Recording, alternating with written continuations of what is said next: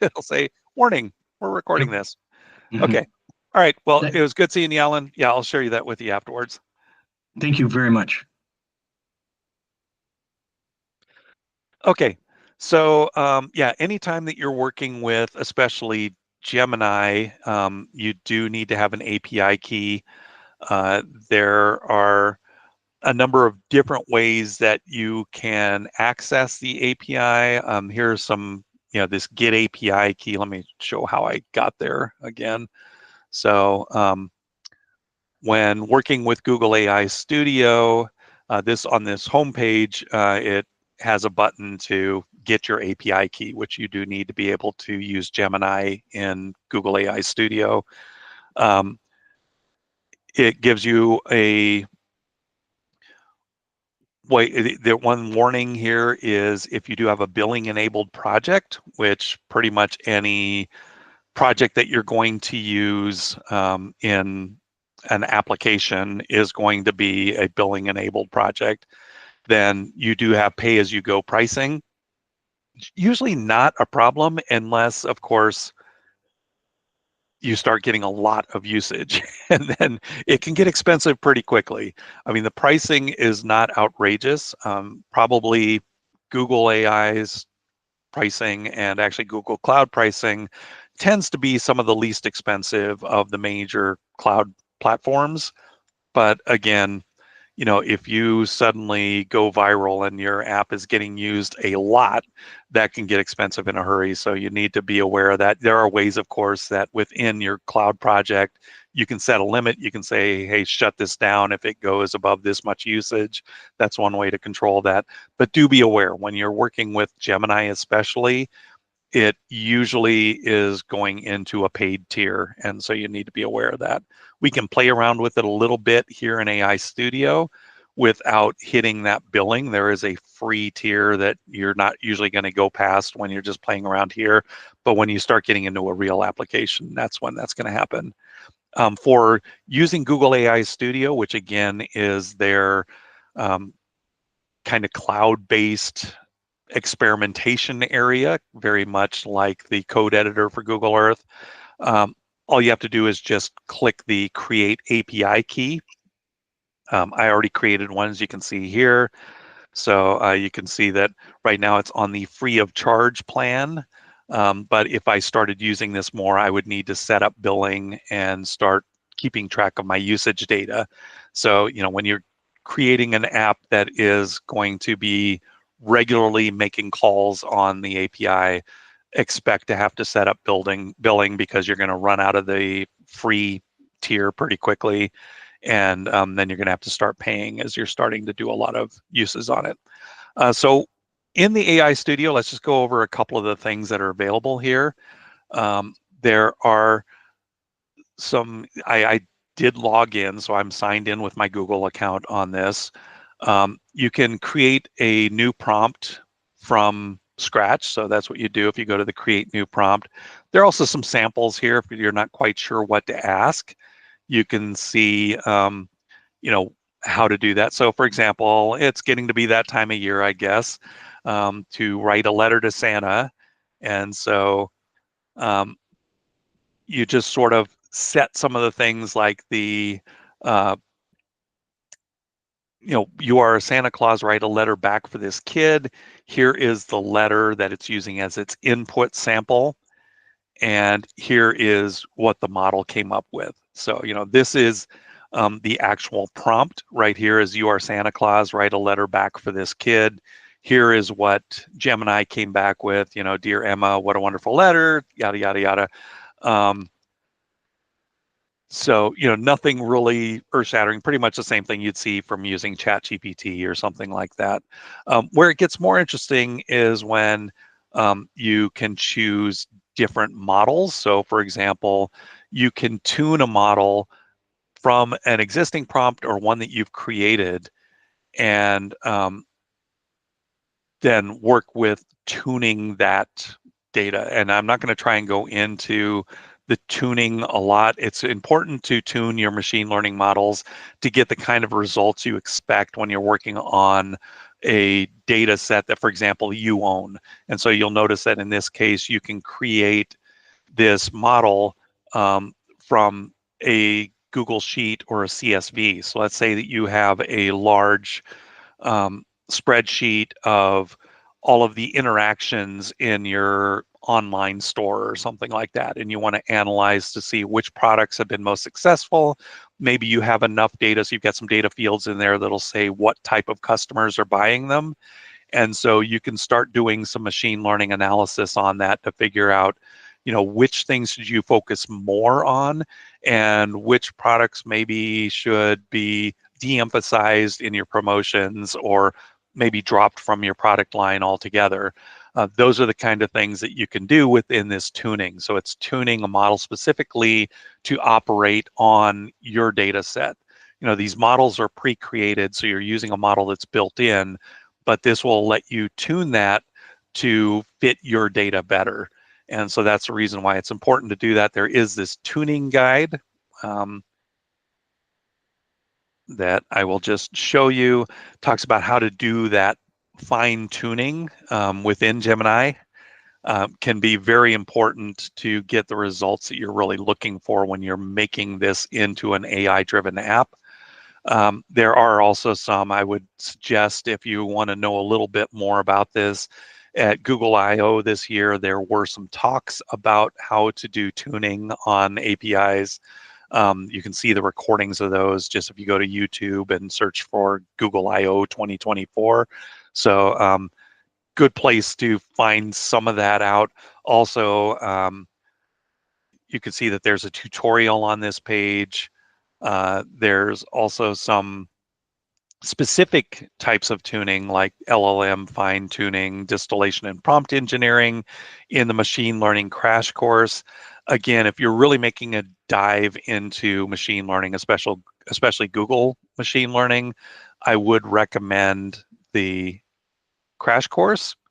Again, it's free, and there are a lot of things you can do in here just to get you started so that you understand kind of how to use the tools and some of the concepts behind them. So again, I would recommend it if you have time. Again, this weekend for the hackathon, you probably don't have time to do that, but there are a lot of resources available. And of course, you've got equivalent resources for the other machine learning tool sets as well. So again, for the more traditional things like classifiers and clustering algorithms and those kind of things, Kaggle has some really great learning things. I'll go ahead and I keep mentioning Kaggle. I'll bring it up.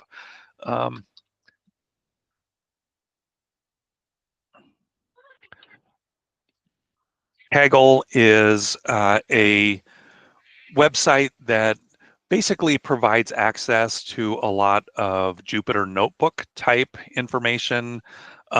They have regular competitions.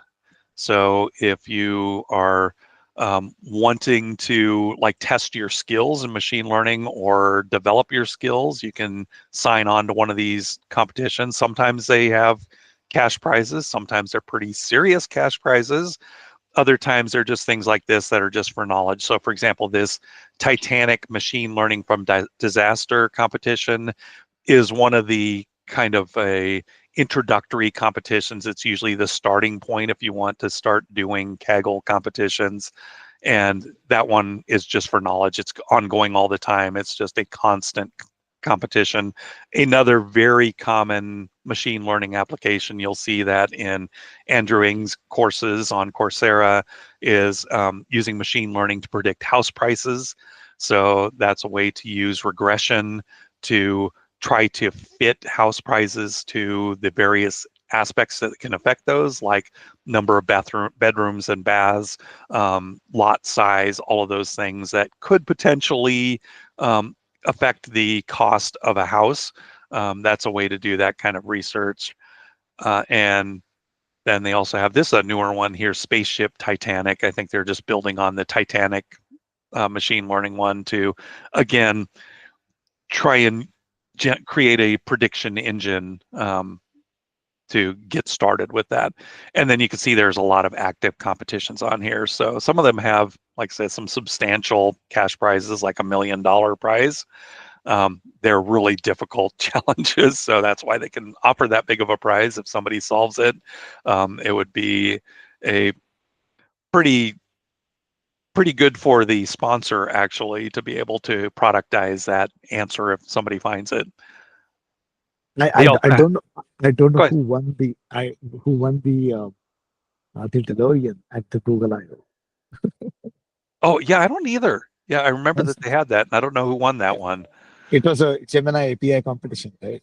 Yep. That's the same. Yeah. Yeah, I should look that up just for curiosity's sake. Yeah, because I don't know who did. Yeah, I do remember they had that.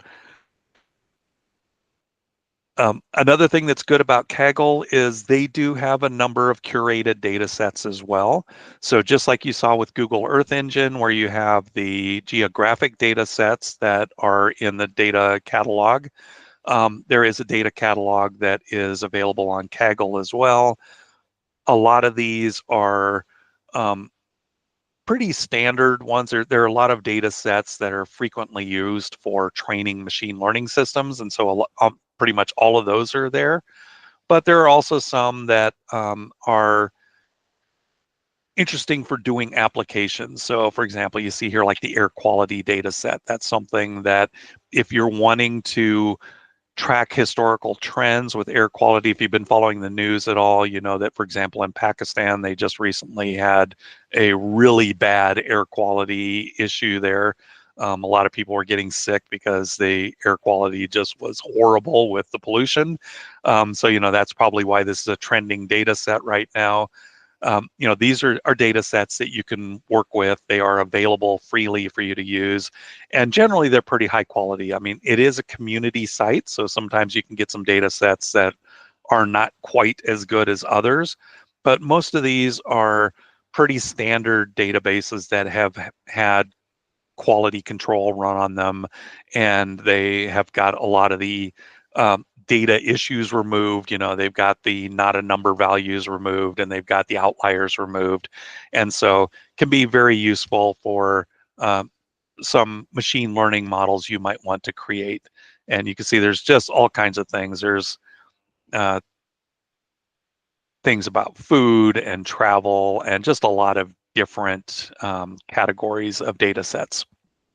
And there are also um, models that have been shared typically by the community. So these are generated models. Some of them are pretty well known. So for example, you notice Llama 3.2 is here from Meta. So that's Meta's open source machine learning model. That is a model that's available to use in Kaggle. Here are some others that are maybe generated by smaller startups or even have been created by individual contributors are here as well. So for example, you see that there's just a rather large number of community models. In fact, there's Gemma right there. So you can do Gemma or Gemma 2 within Kaggle as well. Although caveat for using Gemma is that you are going to need to set up an API in Kaggle to do that. So just be aware you'll need an API key that kind of some strange steps to doing it. I will kind of show you roughly how you do that.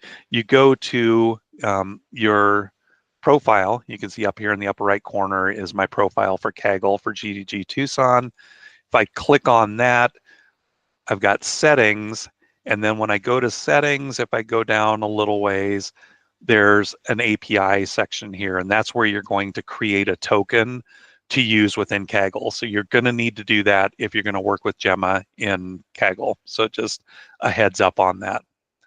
And also if you're using it in, for example, if you're using a Colab notebook, generally you're going to need to create a Kaggle because it's usually pulling data from Kaggle for most of the Colab notebooks. So you'll also need to create a Kaggle API key and put that in the Colab. So just those are some steps that can be a little awkward. It's not so bad for the API itself. You could just create a new token. I already just created a token yesterday, so I'm not going to create a new one because as soon as you create a new one, it will Actually, I guess it doesn't matter. I'm not using it right now. I'll just show you what that looks like. And then I'll create another one after this because I'm going to make my token publicly visible for a moment here. So if I create a new one, it says here that, if I have any previous keys, they're going to automatically expire. Right now, I don't have anything that's actively using that, so I'll go ahead and do that.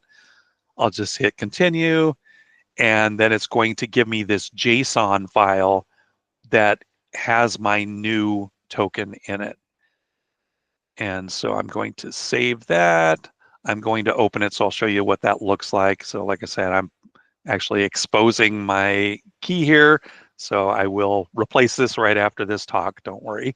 And the two parts of that in this JSON file are the username, which not surprisingly is my username for my Kaggle account, GTG Tucson, and then the key. And these are the things that you would need to put into the fields in Colab, for example, if you're using them there, or this is the JSON that you would need to point your application to in Kaggle so that it's going to use this username and key. So you do need that for using any of the Gemma models.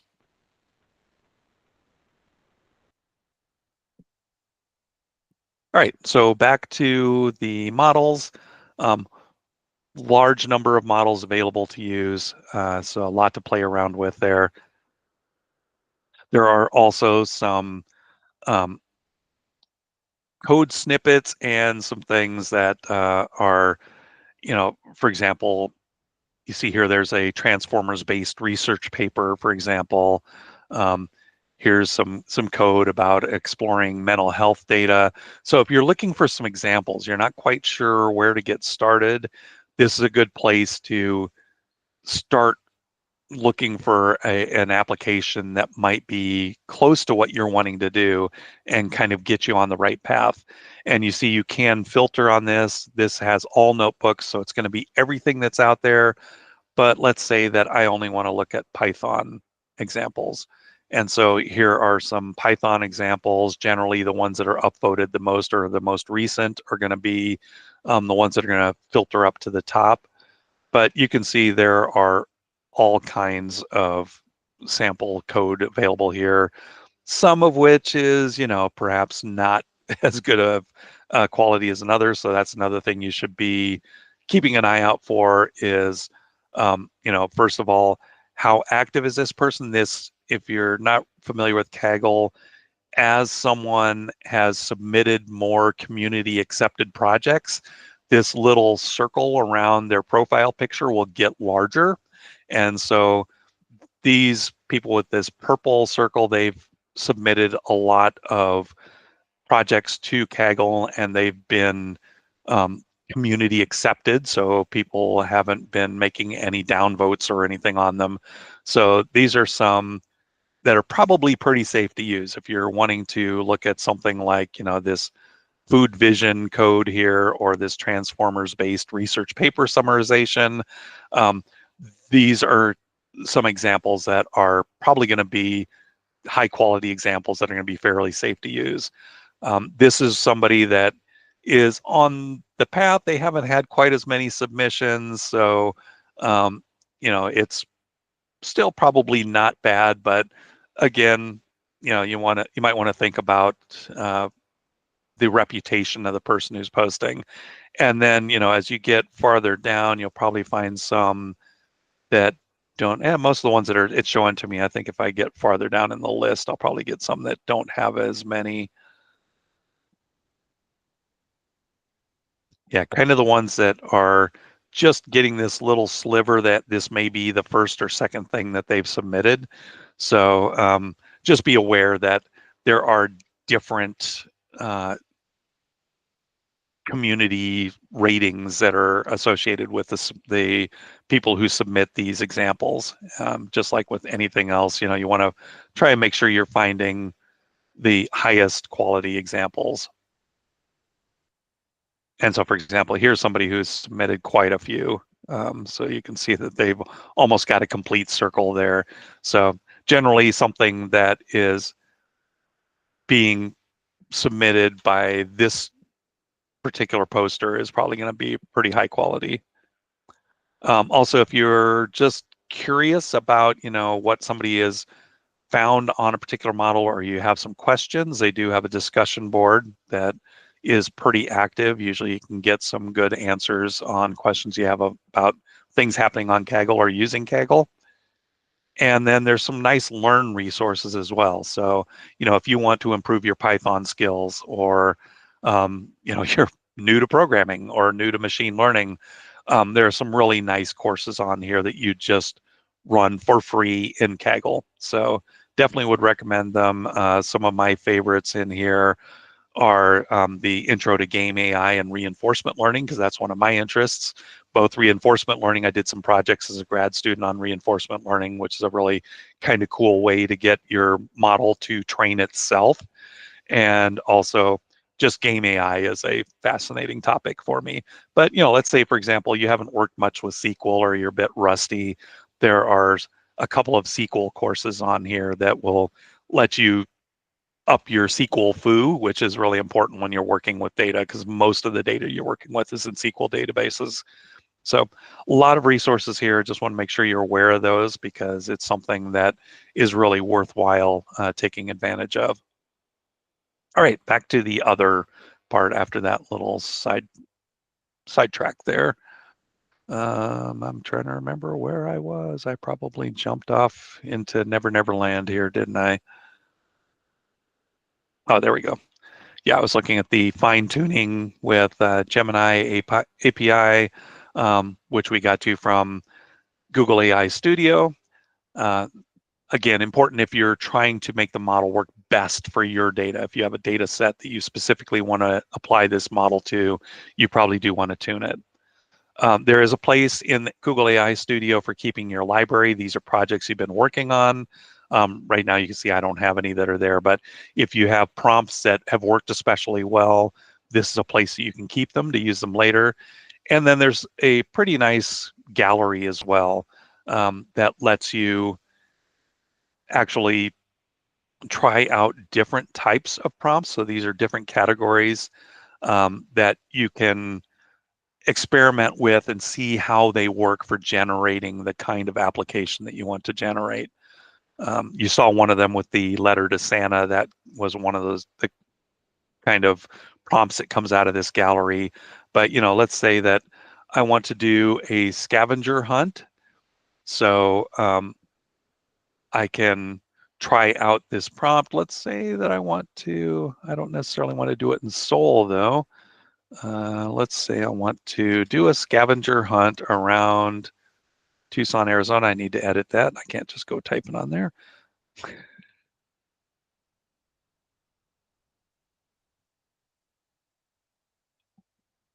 So, if you're looking at this and it's like, I don't know where to get started with this, this is a good way to do that.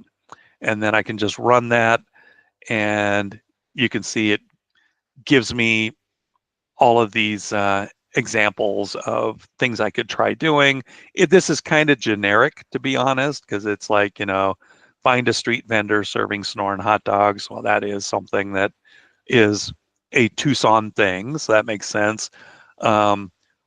Look for churros and Mexican hot chocolate. So they have a fairly good idea of the kinds of things you might be able to find as you're wandering around Tucson. Might have a hard time finding a stall with elotes if it's not during Tucson Meet Yourself, but a lot of these things are appropriate. So you can see that the model has taken its knowledge of foods that are generally available as street foods, especially in Tucson, and put it into this scavenger hunt, which apparently is looking for all the places to eat in Tucson. But we are a city of gastronomy, so why not? But that'll give you an idea of some things you can do with that prompt gallery. Is it'll give you a starting point. You can then edit it to specifically do what you want to do. You can, of course, keep adding to the prompts. And there's, again, I don't have time to go over all the details of prompt engineering, but that's one of the things that is available in AI Studio. So it's a really good way to get started with how do I prompt Gemini. Okay. let me go back to the Google AI. I realize I navigated away from that.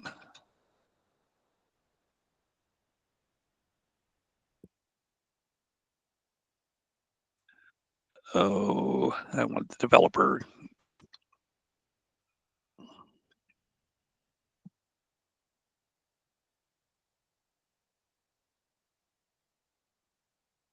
There we go. Okay. So that's Gemini. Again, that is the commercial grade uh, large language model from Google. It can do a lot of things. It's not bad.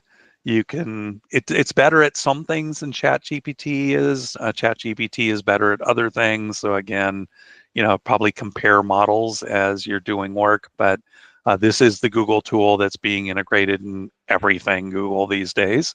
And Google AI Studio is a way to play around with that quickly. And all you have to do is just hit that Get API key button and start working with it. There are also some examples on here where you can integrate that into your app. Again, you do need to have that API key, so you need to have generated it. So this is where you would put that into your code. They have examples here for integrating that into a Python code, Node, a REST API, Go, Android, Flutter, and Swift. So, pretty much anywhere you might want to use Gemini, you can integrate it into your app using the example code here. And then here are some examples of places you can go to use Gemini as a co-pilot, very much like you do GitHub Copilot, which of course is ChatGPT for GitHub. But there is an extension for VS Code, for example, if you want to have Gemini assist instead of having the VS Code ChatGPT Copilot. And Colab, you can use it in Colab, actually running on cloud. Firebase, I already mentioned before. So pretty much anywhere that you're developing code, there's probably an extension that will let you use Gemini to help you with your coding. And then Gemma, as I mentioned, is the open model version of Gemini, not open source. So let me be really clear about that. In fact, even Google is very clear about it. Gemma is an open model, large language model. So you can use it in applications without having to worry about licensing fees or anything. But again, you do not have access to all the code that is behind these models. And so this is what Gemma looks like. It is a more lightweight model than Gemini is.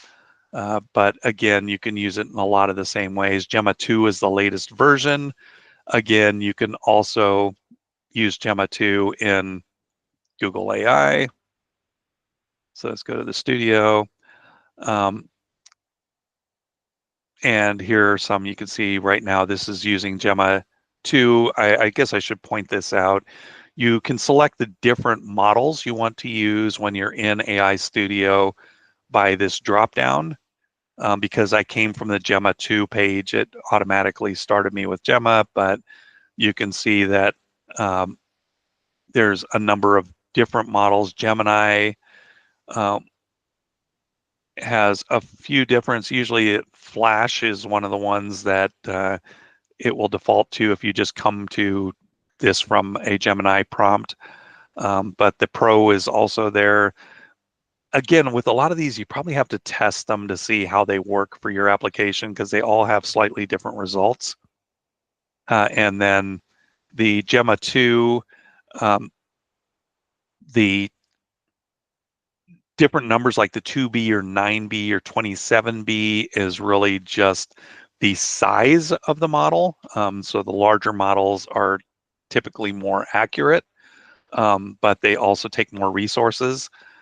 So the Gemma 2 27B is the latest and largest model that's available now. And you can even use one of the old ones, like this was the original Gemini 1.0 Pro. It's hasn't been completely deprecated, but it is an older model. So just be aware that those are there. But again, so right now I'm using Gemma. Again, you can create prompts from there just like you did with Gemini. For the most part, it looks very similar to Gemini. The difference is just this is an open model. You notice I didn't have to worry so much about creating my Gemini key. Actually, that just flipped me back over to Gemini, didn't it? That was weird. Let's run that again with Gemma.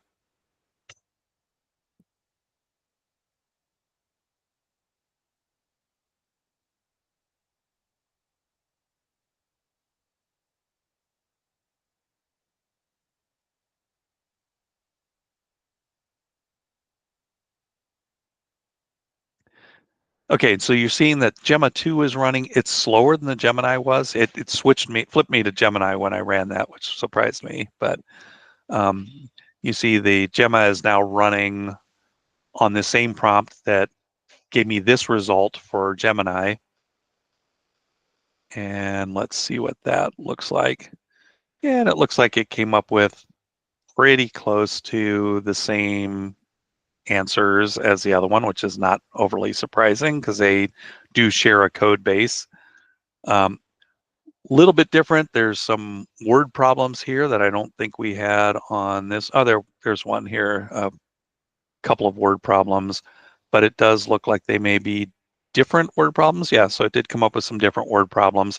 So, slightly different results. And again, that's why it's good to compare and see how these models compare when you actually run them.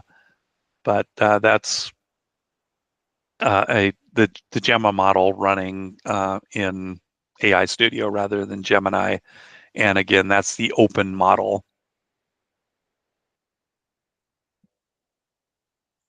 And here you can see the benchmarks for Gemma, which just shows how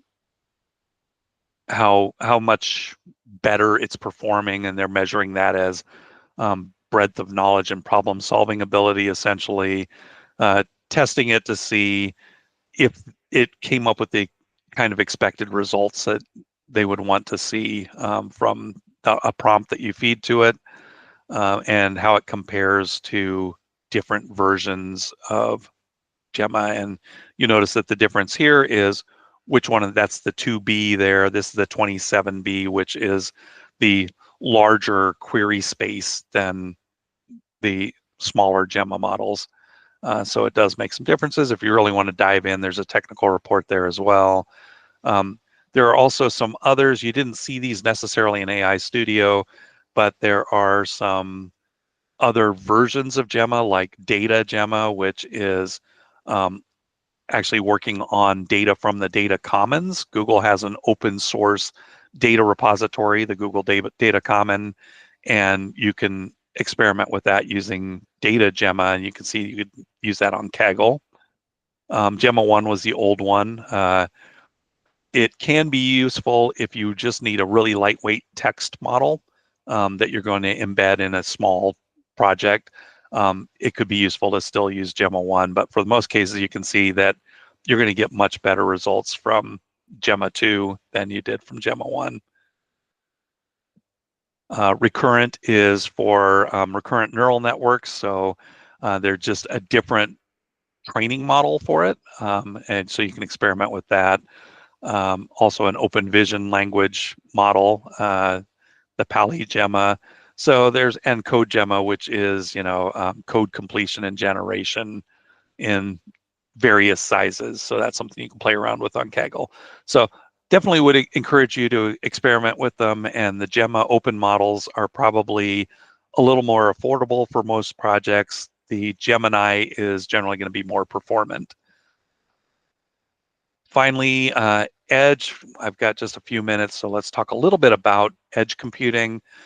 This is something that, of course, I'm somewhat passionate about as well, because as a computer engineer by training and someone who did a lot of AI projects with distributed sensor networks and robotic sensors, things at the edge have always been of interest to me. How do you make sense of sensor data sensor data tends to be incomplete. It tends to be noisy. You tend to have a lot of problems with sensor data. And so it's really nice to be able to have some ways to make sense of that without having to do offline processing, so go and download a bunch of data sets from a sensor network and then have to process that to make sense of it. You would really like a field sensor to tell you that a condition exists right then out in the field rather than have to do the offline processing on it. And so that's really the point of AI, an edge AI. You'll see it used a lot for vision applications. So for example, let's say I've got um, a camera, a trail camera that's set up, let's say here in Tucson, set up up on Mount Lemmon, and it's um, going to try and identify any wildlife that wanders by. And so you can train your model to identify the different types of wildlife that you would normally expect to see within the Sky Islands of Arizona. And when it captures an image, it's going to try and classify that animal as whatever it is. Is that a coati? Is that a jaguar? What is that just wandered in front of my camera? And so that's one of the things that's really useful about edge computing, is that you can do that kind of put a trained vision model on a sensor in the field and have it do that real-time classification. And so that's kind of what you want to do. It can be other things too. It could be like smart automation for a smart city, or it can be, process control for a manufacturing line. Those are also things that would use edge AI. So there's just a lot of places that you can put a machine learning model in a sensor out in a distributed application instead of having it all centralized. And there are a lot of things that you can play around with here. I'm going to do media pipe just because it's kind of fun to play with. So if you want to play around with this as well, the media pipe is some machine learning techniques that are already ready to run. They do some things like already trained object detection or image classification, segmentation, hand landmark detection. So in other words, where are my hands? Gesture recognition, am I swiping or something like that? You can use that to control something like a robot, for example. If I swipe this way, I want it to go right. If I swipe that way, I want it to go left, something like that. Face detection, which is usually what you do a lot of times with security systems that are doing facial recognition. So a lot of things that are already trained models that you can use. And there are some examples of how to get started with that. So you can actually, this tells you how to get it set up in your development environment. You can also play around with it. This is the solutions guide. Let me get back here because I know that there's a place we can play with this.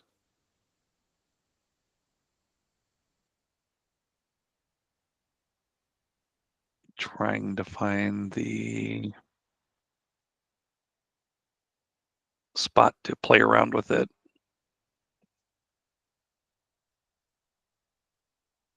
LightRT, I will point this one out. LightRT is what used to be TensorFlow Lite.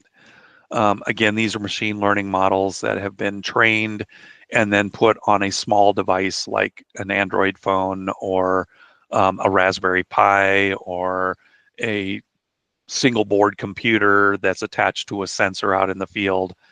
So this can be really useful when you're wanting to build customized machine learning models for a device that's going to be deployed in the field. A lot of pre-trained models and also a lot of support because TensorFlow has actually been around for a good while.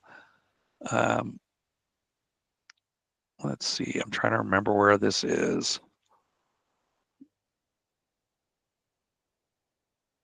That's the Model Explorer. There are some tools you can use to explore it as well.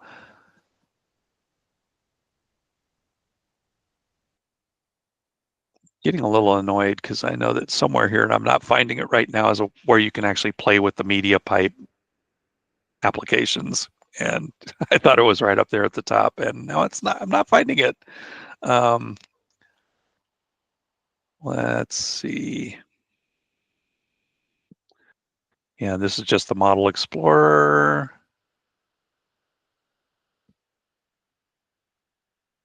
You can run this in Colab or run it locally, so it's always nice to have that option. Let's see if we got something.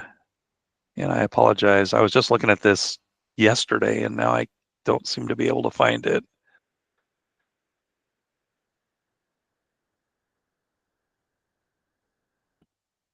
Here we go. So here's face detection, for example. There was I could have sworn that there was a place that you could find this elsewhere. Maybe it's in the studio. But if you look at the specific tasks, so for example, here, this is a face detection task. If you do the try it, it will actually run that demo on your machine. So there we go. Here I am. You can see I'm using my integrated webcam, and it's saying there's my face with 90, it's varying between 92 and 95% confidence. So there's an example of how you can do a face detection. There are code examples for embedding that. So let's say that I wanted to embed that in a web page. This gives me the HTML code that I would need.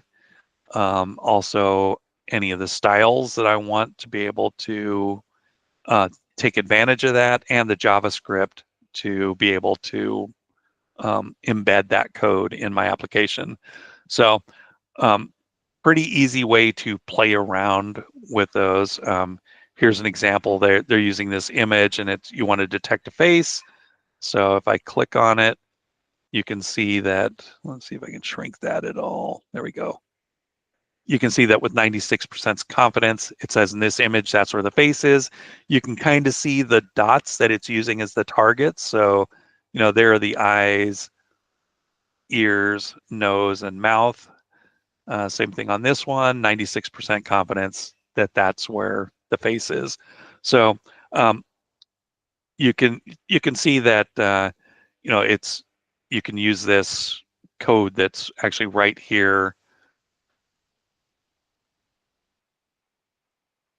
in this example to do the same thing you just saw a minute ago of being able to say, and sorry about the clutter on my my work bench. You can see that behind me now too, because I don't have a background. But you can see that, it's detecting my face with pretty high confidence. So this is code that you could actually just put right into a web page and use as is.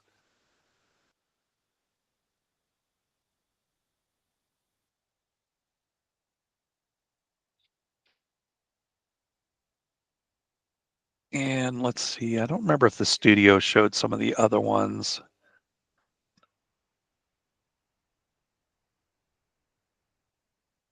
Okay, and so this is what I was looking for earlier, was the Media Pipe Studio. This shows you demos for some of the different types of media pipe applications you can use. So for example, it can do some things like object detection. So again, this is going to do facial recognition, but it's also going to look for other objects that are within the image. So it's saying, there's a person there. I don't know what it thinks is a bottle. It's kind of confused there. It sees that there's a notebook. So you can see that this in real time is using my camera to detect and seeing some books on the shelf back there, seeing a chair when I move out of the way. So it's doing that real-time detection, gives you the confidence ratings on all of them. So again, it's a tool that is available to use. And if you want to embed it into your application, all you have to do is click on that code listing, and you'll see, for example, here is the Python media pipe object detection. So there's a code you'd want to use for your Python application. Again, as I showed you earlier, for the web page, If you want to use that object detector, here's all the code you'd need for your web page. And it's got examples, Android, iOS, if you're going to put it on a Raspberry Pi. So pretty much has all the things you need to get started with that. And so pretty cool resource for that edge AI. And that's really what you are going to use if you're fielding something like on an iPhone or an Android phone. All right, and I lost my original page, but that's okay because, oh, here we are. We're back to AI Studio. So that's pretty much what I had. Are there any questions about any of the things that I've talked about today? Hopefully this has been helpful, maybe giving you an idea of some things that you can use. But otherwise, that's about all I have. Like I said, I'd welcome any questions you may have, or questions about either the material, questions about what you're doing for your project for the hackathon. And if you don't have questions for either one of those, I will let you go so you can keep working on your projects.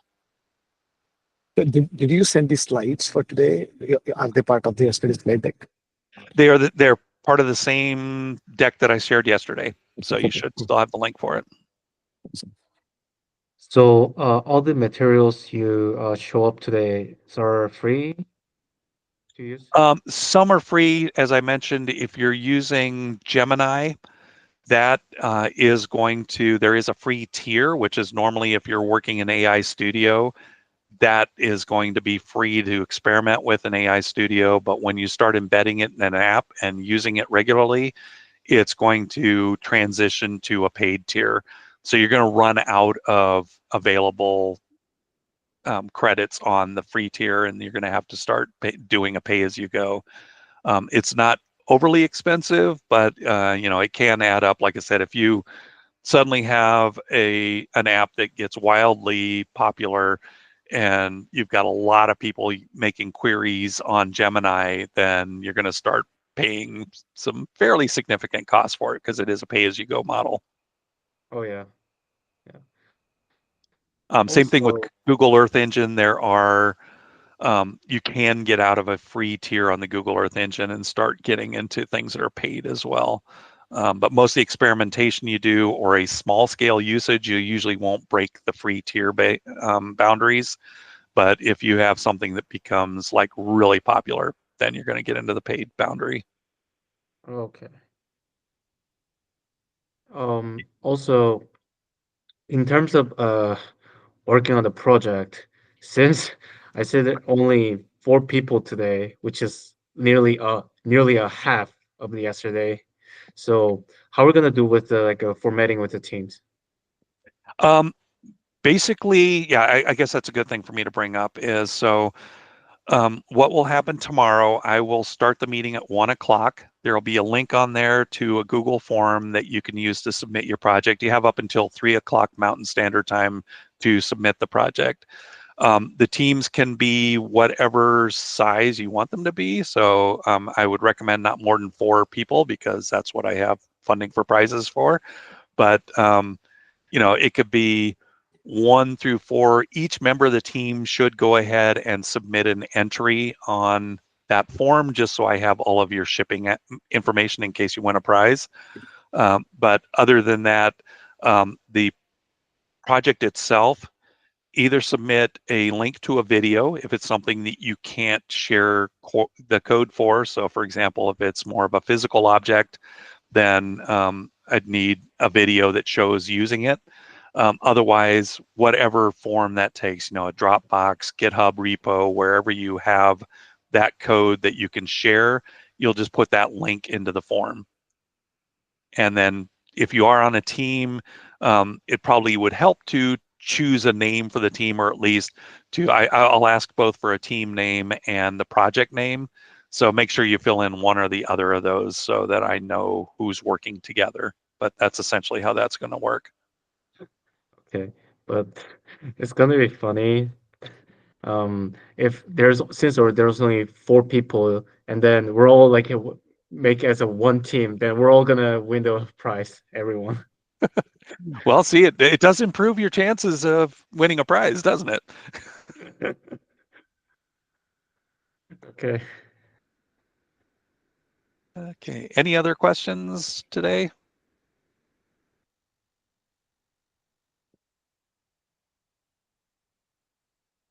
All right. Well, with that, I will let you get back to hacking. Thank you so much for joining today. I really appreciate you being here. And I will see you at between 1 and 3 tomorrow. 3 p.m. is when we'll do demos. So if you have, if you can come on live and just show what you worked on, that would be the demo time. And then, as I was mentioning, after the demos, that's when those of us who are judging are going to get together and decide what the awards will be, and then we'll do the award ceremony after that. Oh, yeah, real quick, can I ask you, Yeah. is there like a specific programming language that we should use? Nope. Whatever works best for you. Okay.